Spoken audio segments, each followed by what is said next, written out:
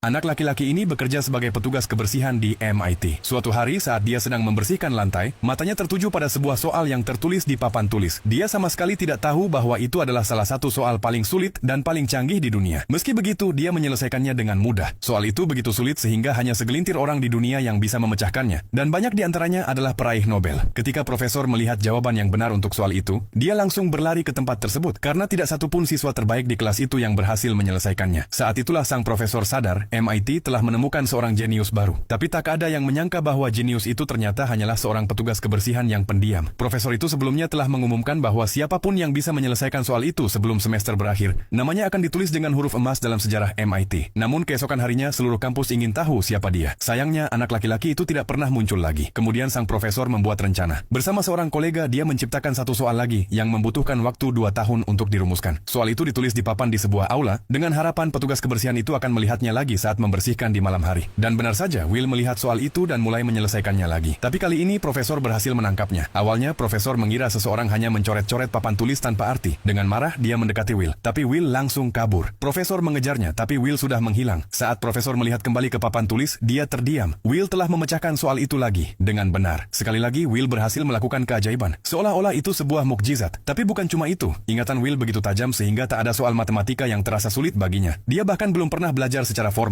Namun rumahnya dipenuhi rak-rak buku. Setelah penyelidikan panjang, profesor akhirnya menemukan Will. Namun saat itu Will sedang terlibat dalam kasus hukum. Dia dituduh melakukan penyerangan dan bahkan tidak menunjuk pengacara. Tapi dia tidak membutuhkannya. Pengetahuan hukumnya sangat kuat sehingga dia membela dirinya sendiri dan membuat pengacara lawan terdiam. Tampaknya Will sudah beberapa kali berdiri di pengadilan sebelumnya. Profesor menyaksikan semuanya dalam diam, dengan ekspresi kagum yang jelas terlihat. Tapi kali ini kasusnya cukup berat. Will ditangkap dan uang jaminannya sangat tinggi. Saat itulah profesor campur tangan. Dia ingin membantu Will karena dia yakin anak ini bisa melakukan hal-hal besar. Hakim memberikan jaminan dengan 2 syarat. Will harus belajar matematika tingkat lanjut dengan profesor setiap minggu. Dia harus mengikuti sesi terapi. Will tidak suka ide terapi, tapi itu lebih baik daripada di penjara. Lambat laun, dia mulai menunjukkan bakat sejatinya kepada profesor. Sebanyak apapun rumitnya soal, dia bisa menyelesaikannya hanya dalam beberapa menit. Kadang lebih cepat dari profesornya. Mungkin hari itu, ketika profesor meletakkan tangannya di bahu Will, dia merasa bahwa masa depan anak ini sangat cerah. Namun Will sangat keras kepala. Dia tidak membiarkan siapapun mendekati hatinya atau emosinya. Setiap sesi terapi menjadi medan pertempuran. Dia selalu menemukan kelemahan dalam setiap teknik terapis dan membuat semua orang terdiam dengan komentarnya yang tajam. 5 terapis datang dan kelimanya gagal. Tak satu pun berhasil menembus tembok pertahanannya. Akhirnya profesor memanggil temannya yang lama, Sean, yang pernah menjadi teman sekelasnya. Awalnya Sean menolak, namun profesor berkata, kalau kita membiarkan anak ini pergi, dunia akan kehilangan bakat yang sangat istimewa. Akhirnya Sean setuju.